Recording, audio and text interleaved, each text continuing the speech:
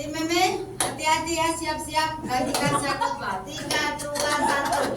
Aku wanita kuat karena aku punya Tuhan yang hebat. Masih berdiri ya. 1 Samuel, masih muda-muda kok. Kan saya bilang, WHO katakan usia muda itu 80 tahun ke bawah. Ada yang di atas 80 tahun? Bilang kanan kiri, kita semua orang muda di tempat ini, amin. 1 Samuel 1 ayat 1 sampai 11. Yang sudah ketemu katakan amin. Yang belum ketemu bilang aman. Yang ikuti multimedia bilang haleluya. Multimedia belum juga. 1 sampai 1. Saya baca ayat ganjil, saudara baca ayat genap. Ayat 11 saya akan baca bersama dengan saudara. Judulnya apa saudara? Lahirnya Samuel. Ada seorang laki-laki dari Ramathaim Zofim, dari pegunungan Efraim, namanya Elkanah bin Yeroham bin Elihu bin Tohu bin Suf, seorang Efraim. Mari saudara.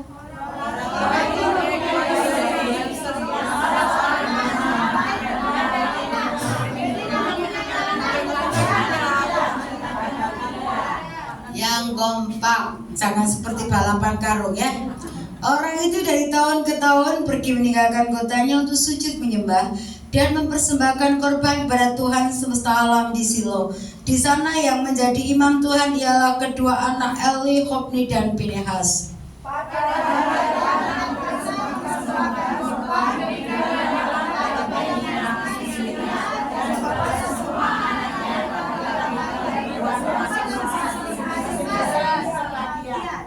Meskipun ia mengasihi Hana, ia memberikan kepada Hana hanya 1 bagian, sebab Tuhan telah menutup kandungannya.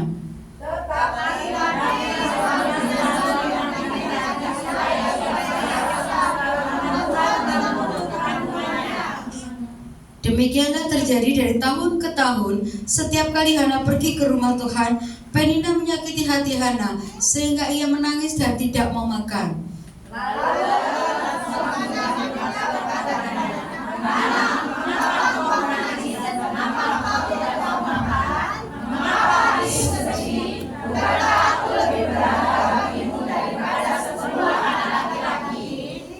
Pada suatu kali setelah mereka habis makan dan minum di Silo, berdirilah Hana, sedang Imam Eli duduk di kursi dekat pintu bait suci Tuhan.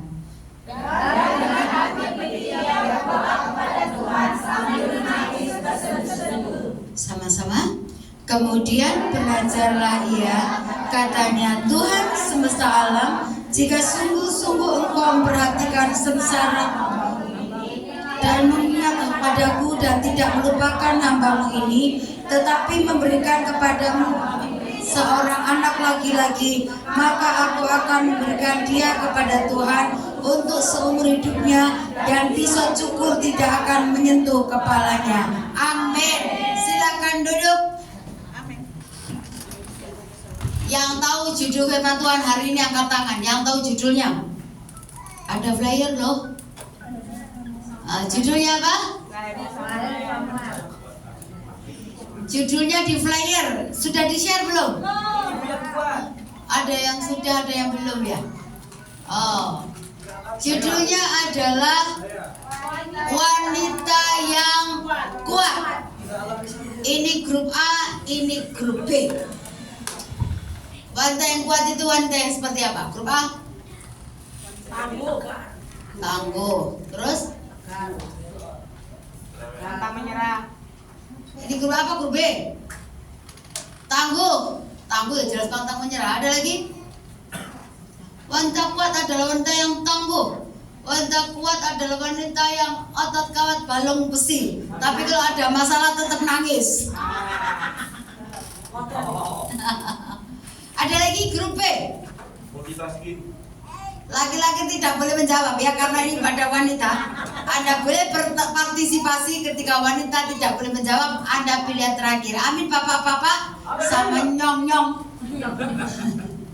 Grup B, wanita yang kuat adalah wanita yang selain tangguh, pantang menyerah. Perkasa seperti apa? Adenai? Simpson. Badannya kuat, tapi rohnya lemah. Pria itu ya, maafkan saya para pria, kadang-kadang badannya kuat, tapi ketika melihat wanita cantik lewat, rohnya bisa lemah loh. Wanita yang kuat adalah wanita yang tangguh, wanita yang pantang menyerah, wanita yang ada lagi ya? Nah, kita sharing kok. Cukup? Oke. Para pria, saya persilakan membantu jawaban para wanita. Wanita yang kuat adalah wanita yang apa? Apa sah? Lu kok cerewet loh?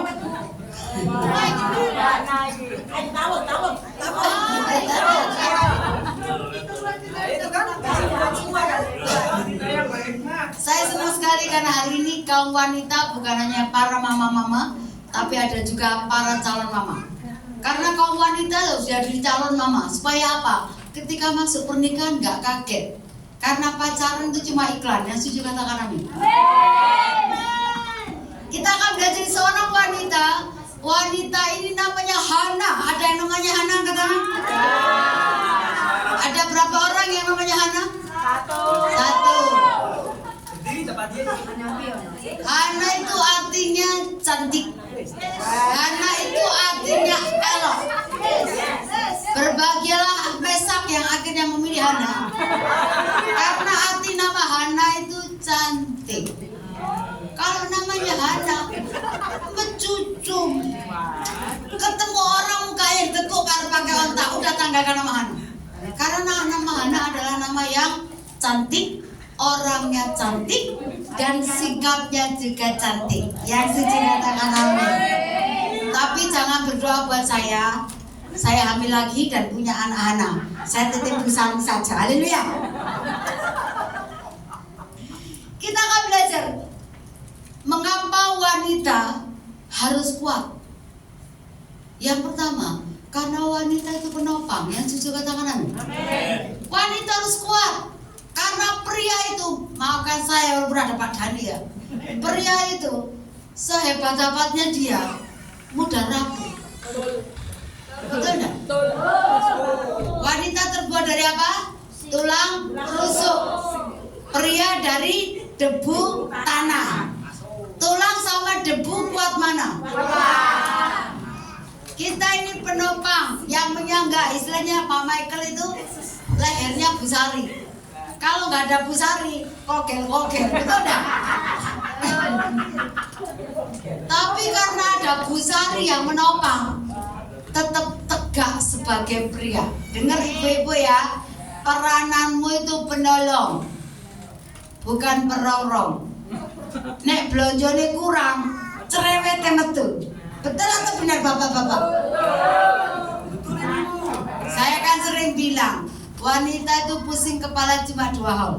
Yang pertama, kalau nggak ada uang, atau suaminya kecantol sama yang namanya pelakor atau SWW gombel.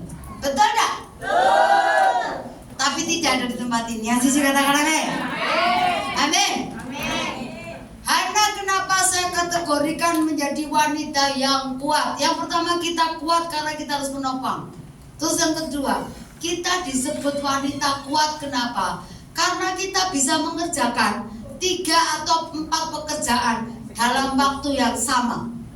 Saya lihat sendiri Bu Gembala kita yang tersayang ini. Saya kan kelewas-kelewas habis 2 pagi tidur. Habis itu saya bangun kan, saya lihat Bu Gembala goreng tempe sambil nyapu, terima telepon sambil kasih instruksi buat Mbak Meti. Kak Meti gini, terima telepon kasih instruksi 4 loh dilakukan, betul gak? Tapi kalau model kayak Pak Dhani itu sama dengan Pak Abraham. Kok dia udah fokus sama sepeda motornya, ada setan lewat juga nggak.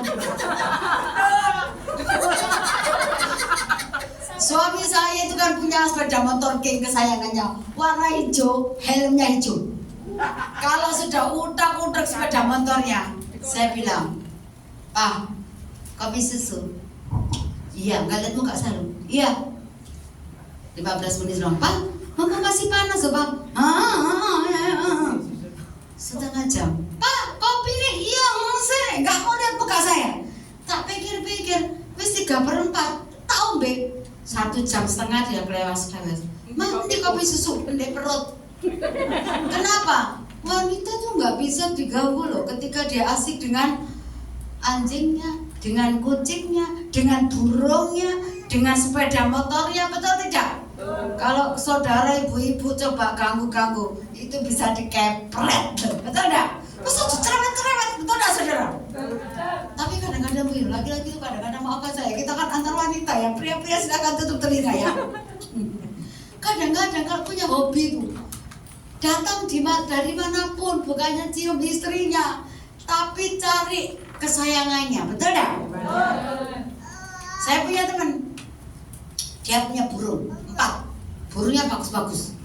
Dia konseling sama saya, Bu Dewi, ini suamiku tuh gak cinta sama aku lagi. Loh kenapa? Pulang kantor yang dicari burung, pulang dari luar kota yang dicari burung. Pria itu kan banyak kan yang urusan ikan, akuarium, betul tidak? Satu saat suaminya pulang dari luar kota, biasalah, karena capek dia bilang ini, siapkan aku makan, aku capek sekali. Habis makan, ini apa gini aku enak ini mak. Habis makan naik. Setelah makan dia baru mikir burungnya, tak adalah burungku sebelum mandi. Kok burungnya tinggal 3? Terus dia tanya, makanya itu burungku kok tinggal 3? Itu di perutmu. Aduh, dia bilang, Mbak Dewi rasanya pengen tanya kurang ajar tuh burungku digoreng. Dia marah sama istrinya, katanya gini, itu kan baru aku potong 1, aku masih punya belas kasihan. Kalau 4-4 yang mau gimana, katanya gitu. Wanita kalau udah kecewa itu soro, saudara. Hati-hati loh bapak-bapak ya. Wanita kalau udah kecewanya menumpuk, burung pun dibantai. Kita akan belajar hari ini bagaimana Hana adalah kriteria wanita yang kuat. Yang pertama, wanita yang kuat adalah wanita yang mampu menghadapi masalah. Hana ini punya masalah besar. Yang pertama, dia punya suami, karena dia gak punya anak, suaminya menikah lagi. Terus yang kedua, dia mandul. Mandul tuh gak mungkin punya anak, betul tidak? Sudah begitu, madunya punya anak, selalu menyakiti dia. Di Israel itu, kalau gak punya anak alias mandul, itu mengalami yang namanya bullying. Dikata-katain publik, kamu itu kena kutuk kamu, pasti kamu itu gak subur, kamu pasti ada kesalahan, introspeksi. Kalau sekarang gak punya anak aman, kita bisa adopsi. Tapi di Israel masa itu, kalau gak punya anak, itu repot, mengalami tekanan batin dari keluarga suami, juga dari penduduk di kampung. Yang namanya tekanan publik itu seperti ini loh saudara. Contoh ya, yang tahu Sandra Dewi angkat tangan. Yang menikah sama orang kaya itu, nah, ibu-ibu itu kalau namanya artis itu copot banget ya. Yang salah kan suaminya ya kan? Tapi publik ikut menghakimi dia, betul enggak? Ini namanya tekanan mental yang luar biasa. Saya kasih hadiah bisa jawab. Oke, Mazmur 97 ayat 3 apa bunyinya? Nah, tadi artis kan cepet, katakan. Mazmur 97 ayat 3 tidak boleh buka. Gak boleh Zeb. Gak boleh gugur. Ternyata begini, mengalami tekanan publik itu satu hal yang menyakitkan. Kalau dia jalan aja, mungkin belanja, mau cari jangan asem, tapi kalau di Israel nggak ada jangan asem saudara. Belanja aja orang begini, orang mandul tuh, orang semua tuh mandul, jadi bahan ejekan. Kadang-kadang orang gak mau natap. Ini tekanannya luar biasa, tapi dengan baik. Ternyata begini, walaupun Hana sempat menangis, walaupun Hana sempat kecewa, dia berusaha untuk menguatkan hatinya. Bayangkan, misalnya Hana di sini, Mbak Dina di sana, di tempat yang Pak Dani itu, dia sambil gendong bayi, dia bilang begini, nanginu, udah jelas ini nggak bisa punya anak, di sana ngutang bayi, sakitnya itu di sana sini, betul tidak? Halo? Tapi wanita yang kuat adalah wanita yang berani menghadapi keadaan dan berani menerima kenyataan. Yang setuju katakan amin. Amin. Karena maafkan dari kita, kadang-kadang wanita itu nggak bisa terima kenyataan dan nggak bisa terima keadaan. Mengapa mengapa begini, mengapa begitu, Tuhan kok engkau gak adil, kenapa aku harus seperti ini, kenapa harus Tuhan seperti ini, kenapa aku gak seperti Bu Sari yang ekonominya settle, pengen beli bakso keturutan, pengen rujak cingur keturutan, pengen makan steak juga keturutan, sedangkan aku belanja tahu tempe aja harus doa puasa, kadang makan aku tidak dengar baik. Saudara, apapun yang terjadi belajar bersyukur dan terima kenyataan. Ya, setuju katakan amin. Sempat Hana gak terima kenyataan, dia nangis, dia marah sama suaminya. Suaminya saya katakan gini, akukah pengganti Allah? Hari ini kita belajar sebagai wanita, apapun yang terjadi dalam hidup kita, kita harus bisa terima keadaan dan terima kenyataan. Amin. Suami saya punya teman, kita ada tim misi, mau berangkat ke Lampung. Suami saya bilang gini, Ma, tolong telepon istrinya, Ma. Kenapa? Istrinya gak kasih izin loh, Ma. Kita kan satu tim, kan gak enak kalau kita tinggal dia. Nah terus kamu ngomong sama istrinya, kalau ke Lampung gak kasih. Tak telepon Ci Sari. Halo Ci, apa kabar Ci? Kangen Ci? Aku bilang gitu, waduh Ci, aku kangen apa pokoknya saya ngomong alur gitu. Iya Ci Dewi, kenapa? Gini loh Ci, kan ini para pria mau melawat ke mana itu Lampung, Jumat berangkat, Sabtu, Minggu, Senin baru balik. Mereka misi ke pedesaan. Apa gitu? Iya ke Lampung, saya bilang gitu. Tahu nggak Cisari jawabannya? Bu Dewi, suami saya mau penginjilan, mau ke ujung dunia, mau ke neraka, saya nggak masalah. Tapi jangan ke Lampung. Loh kenapa Cik? Itu suami saya pernah selingkuh sampai orang Lampung. Sampai hari ini saya dendam ke Sumat. Gak apa-apa penginjilan di neraka. Saya bilang mana ada neraka penginjilan. Saya bilang orang itu yang kau sakit hati ono ae loh Cik Mimi, betul gak sih? Sampai Lampung kan juga banyak wanita baik, betul gak? Hanya gara-gara satu pelakor yang berasal dari Lampung, suaminya batal penginjilan. Dia bilang sekali tidak boleh, tetap tidak boleh. Dengarkan ibu-ibu, saya gak pernah mendukung perselingkuhan. Saya juga seorang wanita, saya gak akan rela kalau suami saya berbagi cinta. Tapi dengar baik, kalau suami pernah kepleset, ampuni, kasihi, berkati. Kok gak ada amin ibu kemarin? Pak Michael gak pernah macam-macam, aja amin oh. Amin. Amin. Kamu susah, kamu belum menikah. Haleluya. Harus terima keadaan, karena hidup ini terus berjalan. Yang setuju katakan amin. Amin.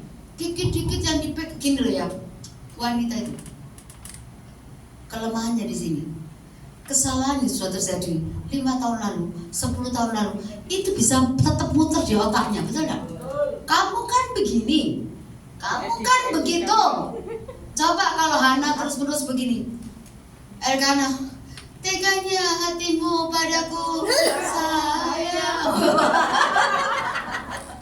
Kau pergi tinggalkan diriku sendiri. Tiap hari itu Elkana di urak-urak, diomeli. Saudara tak kasih tahu ya, maaf ya, pria itu lek diomeli berebekan. Kalau saudara gak ditinggal tidur, pasti ditinggal pergi menenangkan diri. Betul atau benar? Benar. Senyumanmu adalah pengalamanmu sama dengan diriku. Ya. Saya kok udah ngomel aja Pak Abram gini, dia tutup telinga pakai selimut, atau dia pergi beli es campur atau apa, yang penting kalau saya suruh, kalau dia udah balik sudah tenang. Dari mana Pak? Ini mah apa bahkan es campur, ayam gombal saudara.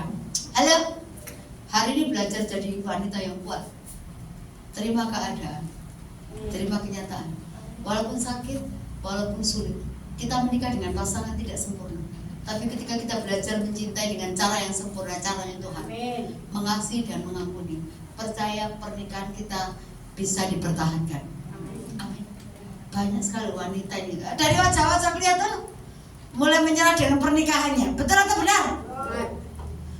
Punya suami ini capek, kadang-kadang egonya tinggi, tidak mengerti perasaan wanita.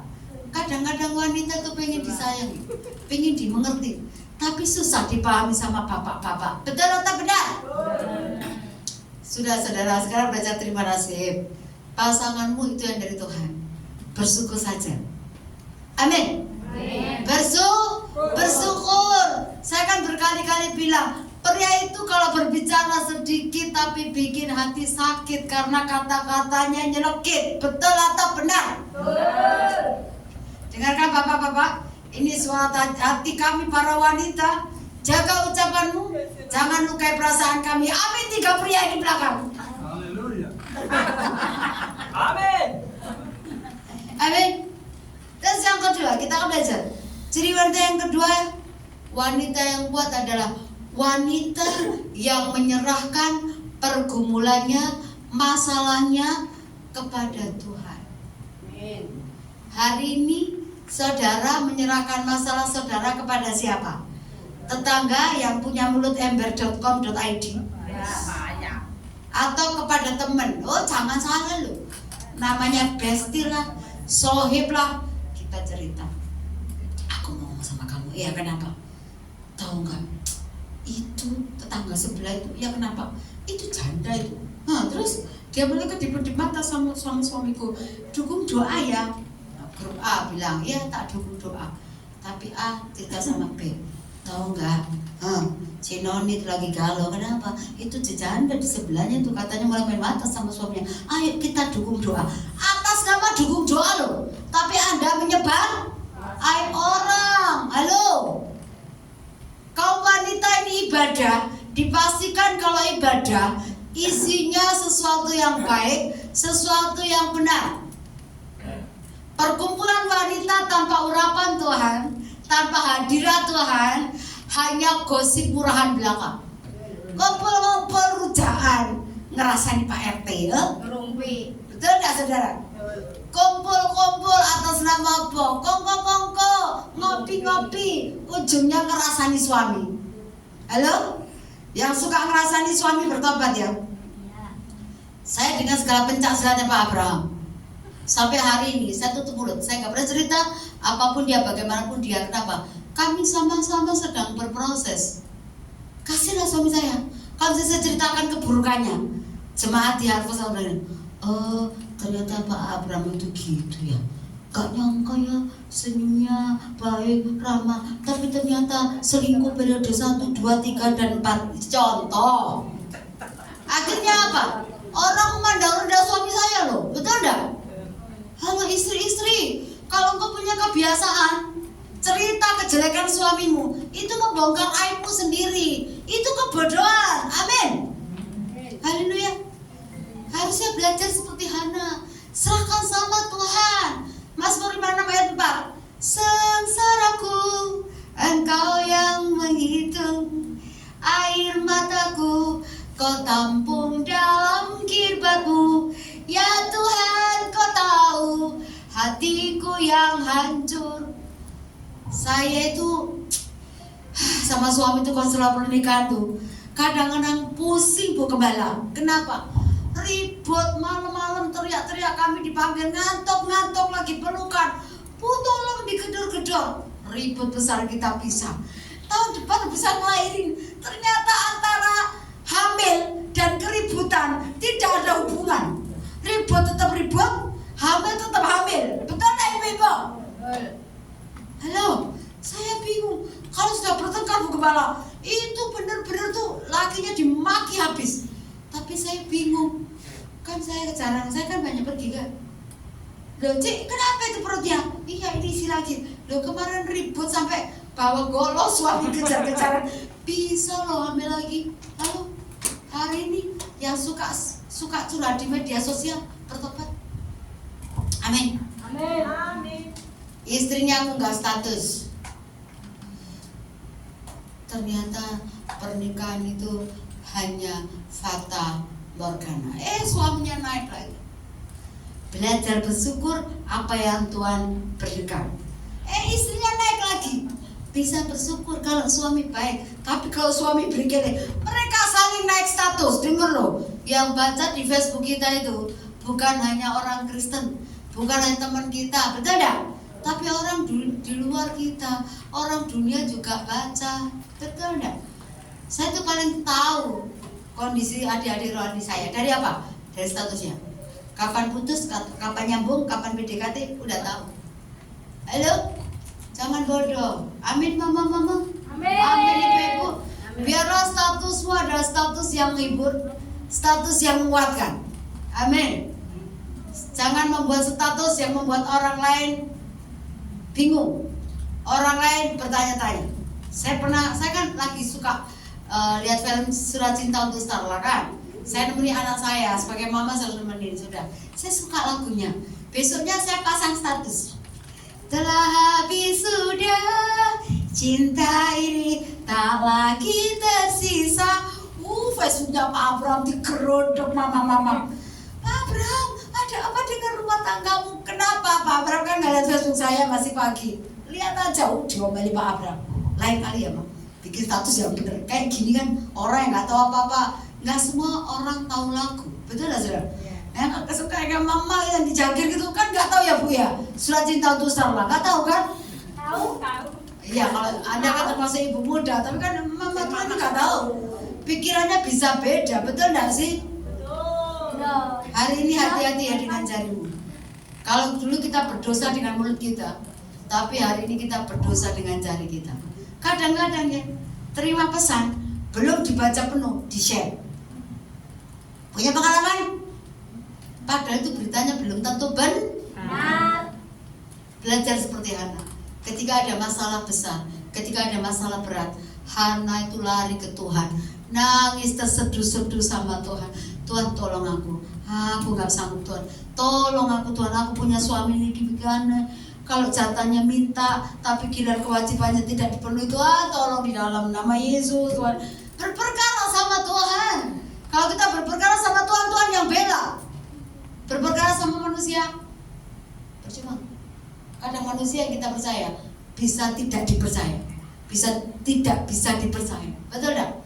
Bilangnya jangan ngomong siapa-siapa ya, jangan ngomong siapa-siapa. Satu RT, satu RW, satu kelurahan, satu kecamatan tahu semua.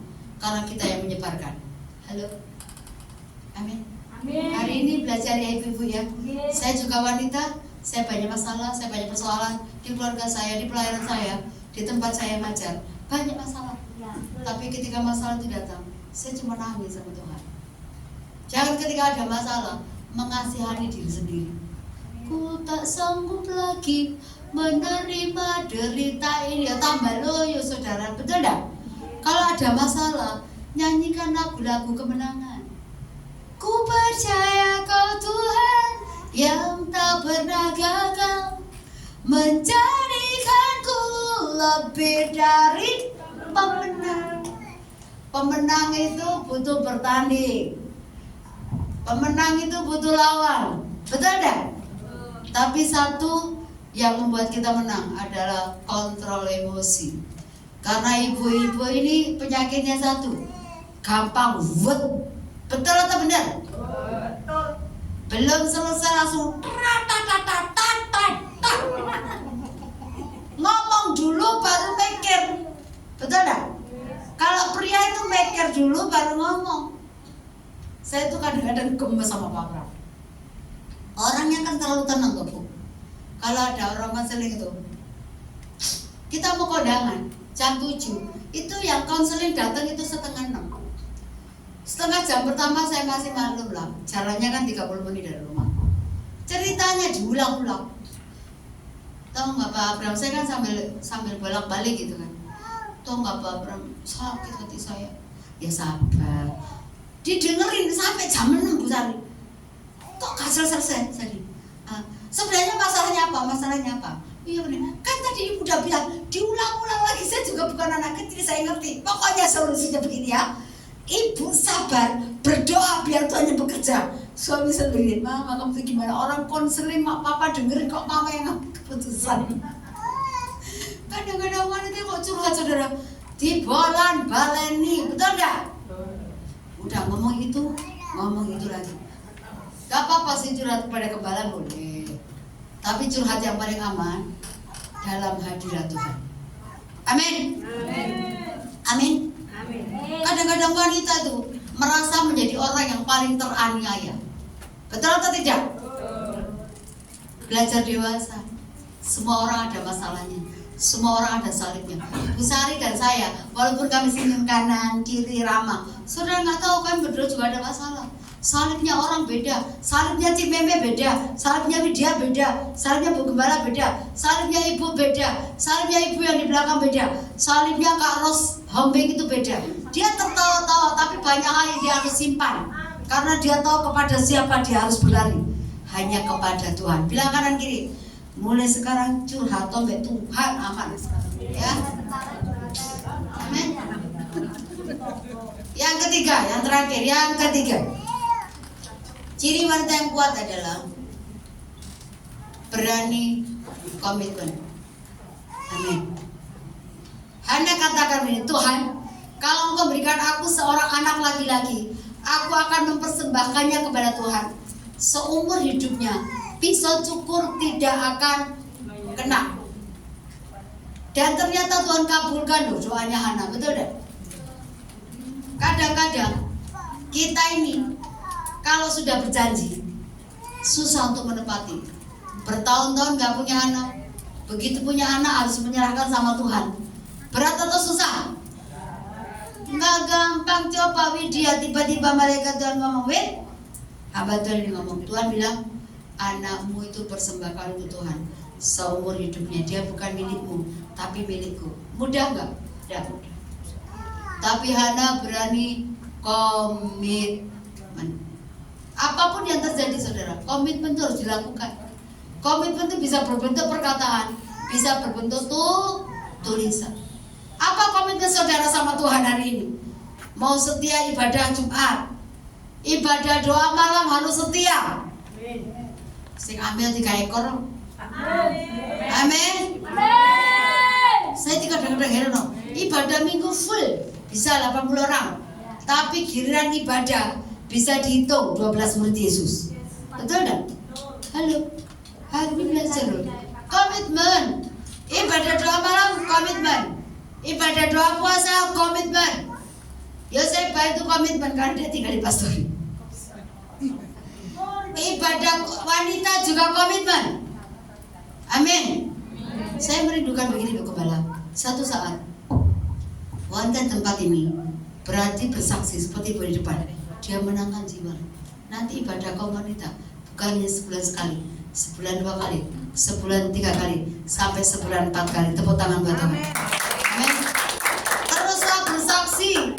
Ketika Hana itu sudah punya anak yang luar biasa, terpujilah Tuhan. Dia mengucap syukur. Dia bersaksi bahwa perbuatan tangan Tuhan itu ajaib. Kalau saudara berani bersaksi, aduh GGP Alpus itu nggak muat lagi, dari belakang sampai toilet itu penuh, karena ada orang-orang yang berani bersaksi. Amin. Amin. Saya masih ada masa, saya minta waktu 10 menit lagi. Saya akan bersaksi seorang wanita yang kuat. Namanya adalah Yudit. Yudit waktu itu umur 19 mau 20 tahun. Dia jatuh cinta sama pria. Orang tuanya gak setuju. Tapi sekali cinta tetap cinta. Mereka nekat menikah tanpa restu. Orang tuanya merestui karena terpaksa. Mereka bahagia. Dari Medan mereka pergi dari Siantar mereka pergi ke Singapura. Ini pasangan yang luar biasa. Bahasa Inggrisnya ceplok-ceplok, tapi berani ke Singapura. Luar biasa. Orang Batak itu horas. Antara iman dan nekat berjalan bersama-sama. Mereka berbahagia ibu-ibu. Tahun ke-3 atau ke-4 hamil. Yudit hamil. Ternyata anaknya cacat. Sudah jatuh tertimpa tangga. Anaknya cacat, suaminya main gila dengan wanita lain. Yudit terpuruk. Dia putus asa. Dia marah dengan keadaan. Tapi mau pulang ke Siantar tidak mungkin. Ceng-ceng kadung teles diblesi di sana. Dia tetap bertahan di Singapura. Karena apa? Pulang malu. Karena apa? Suaminya meninggalkan dia dan dia punya anak cacat. Dia kerja serabutan saudara. Anaknya mulai dari babi, mulai berkembang, mulai besar anaknya. Dia bingung. Tuhan, aku ini nggak bisa punya keahlian apa-apa. Cuma lulus SMA. Aku nggak bisa bahasa Inggris. Dia kecewa dengan keadaan. Akhirnya dia bilang begini, lebih baik aku mati.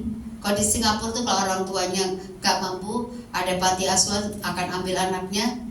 Yudit sudah mikir begini, aku akan bunuh diri, anakku akan serahkan ke panti asuhan. Udah bulat tekadnya. Sabtu itu pukul 1 siang tiba-tiba ada telepon, Yudit, kamu besok ada acara enggak? Gak ada. Ikut apa ya, asuransi?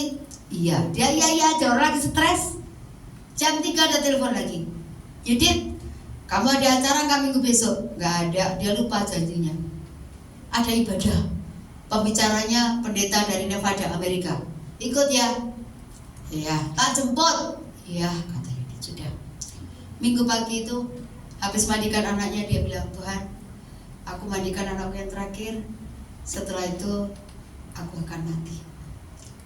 Dia batalkan asuransi, temannya ke gereja jemput. Sudah. Di gereja itu temannya paksa duduk di depan, dia nggak mau, dia duduk di belakang. Sudah. Ketika pendetanya khotbah, selesai khotbah sebelum altar call, pendetanya bilang gini, nggak usah pakai altar call. Di sini ada seorang wanita yang hari ini datang di puncak kekecewaannya. Dia datang ke gereja hanya mau pamit bunuh diri. Anda wanita itu, waduh peka sekali itu. Langsung Yudit lari ke depan, dia nangis, ya Bapak ini saya, ayam, katanya gitu. Terus ditanya, kamu kenapa? Singkat dia cerita kondisinya. Pendeta ini doakan dia, sudah. Pendeta ini pesan satu hal, hidupmu berharga buat Tuhan. Jangan pernah mati, karena bunuh diri itu kematiannya kekal, nggak ada pengampunan. Sudah. Yudit kuat kembali. Pulang ke rumah, 1 hari masih kuat dia, 2 hari masih kuat, 3 hari, 4 hari dia ngomong temannya gini, kok aku nggak ngalami terobosan ya? Aku kan perlu biaya untuk anakku. Temannya bilang, ada lowongan di satpam, mau nggak security? Ya sudah mau. Anaknya dititipin temannya yang jaga dia jadi security. Karena dia kemampuannya cuma yes no. Sudah diterima sama perusahaan itu karena belas kasihan lihat anaknya yang cacat. 3 bulan Yudit kerja, dia berpikir gini, kan nggak mungkin bahasa Inggrisku yes no. Akhirnya dia kursus di Singapura itu 3 bulan. Bulan ke-6 bahasa Inggrisnya sudah bagus. Bulan ke-8 pimpinannya panggil dia, Yudit, kerjamu bagus, kepala satpam di tempat ini, tugas tempat lain, jadi kamu yang jadi kepala. Yudit senang sekali jadi kepala satpam, gajinya bertambah dan penghidupannya mulai membaik. Dia bisa bayar baby sister. Hampir 1 tahun dia kerja.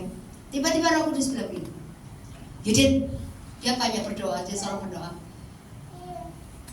Kesusahan, kesulitan mengubah dia menjadi seorang yang suka berdoa. Keluar Yudit, Tuhan, gajiku sudah besar loh. Kalau keluar aku nggak bisa apa-apa, nggak mau dia. Terus kerja, Roh Kudus bicara, kamu keluar. Yudit nggak mau. Ketiga kali, kamu keluar. Akhirnya Yudit, oke Tuhan, keluar. Dia dapat pesangon. Dia jaga anaknya. Ketika dia jaga anaknya 1 minggu itu, Tuhan bicara begini, Yudit, kamu buat kue-kue.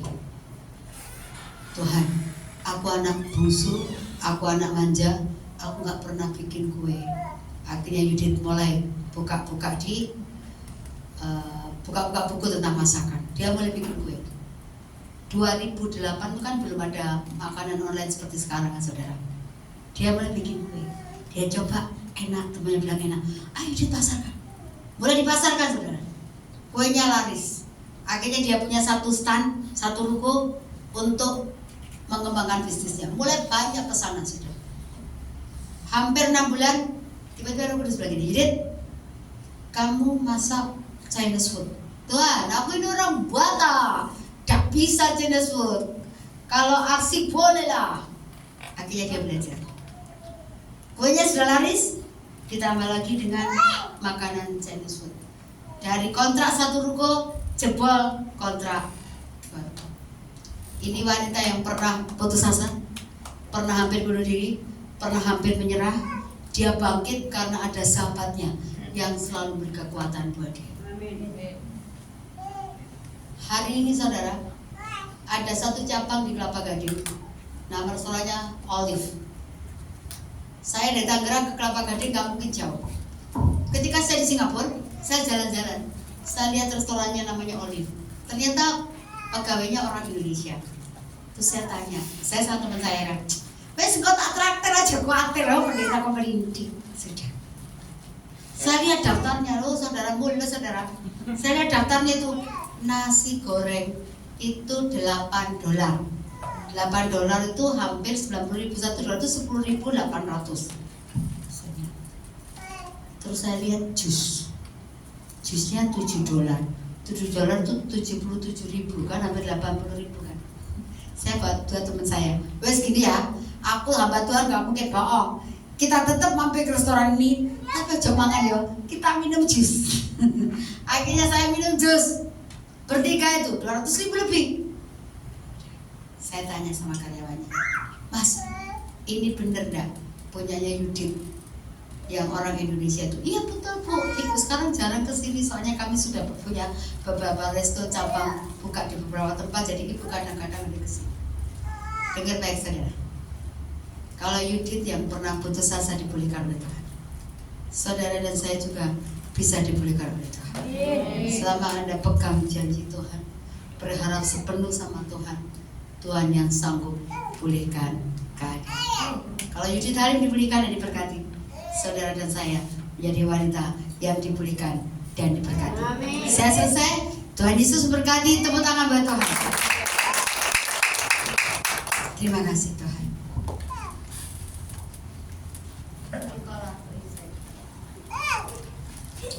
Engkau baik Tuhan.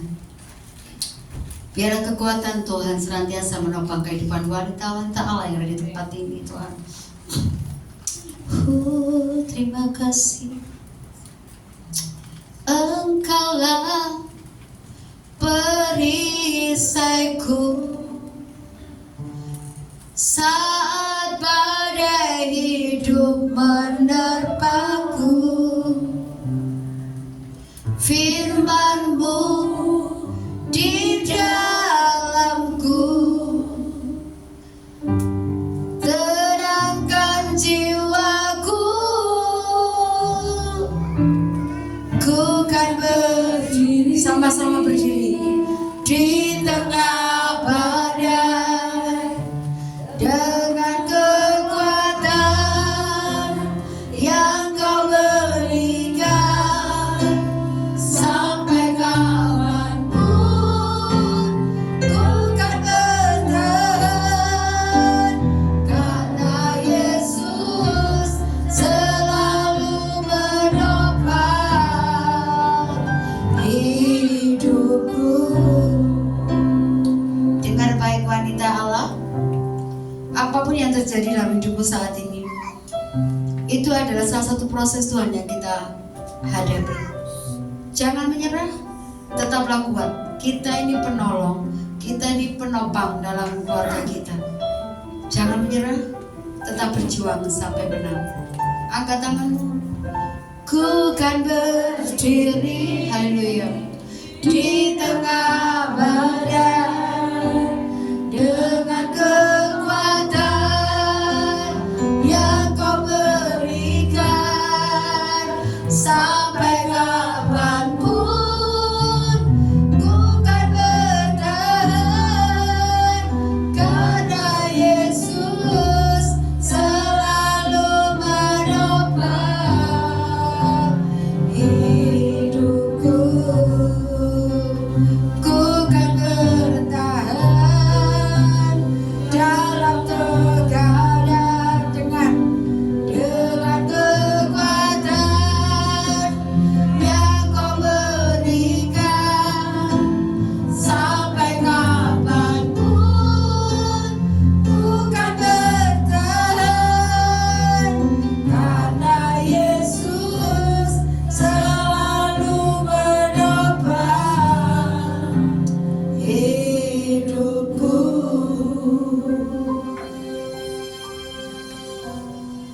Kami bertanya